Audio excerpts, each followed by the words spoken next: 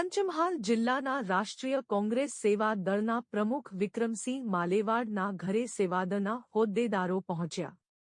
પંચમહાલ જિલ્લાના કોંગ્રેસ સેવા દળના પ્રમુખને ઘેર સત્યનારાયણ ભગવાનની કથા અને આ કથા સાંભળવાથી કથા સાંભળનારને દરેક મુશ્કેલીઓથી મુક્ત થાય છે. પંચમહાલ જિલ્લાના સેવાદળના હોદ્દેદારો પહોંચ્યા. પરમાર, નટુકાકા, મીઠાલી તેમજ શંકરભાઈ ડેમની તેમજ અશોકભાઈ, અરવિંદભાઈ, કિશોરસિંહ, નટુભાઈ પગી, દિનેશભાઈ, સુશીલાબેન, કમળાબેન, જ્યોતિકાબેન તેમજ અન્ય હોદ્દેદારો હાજર રહ્યા હતા. આ વર્ષો જૂની પરંપરા છે અને પણ આજે પણ આ પરંપરાને જૂના વડીલો કરતા આવ્યા છે અને નવી પેઢી પણ વર્ષો જૂની પરંપરાને માને છે.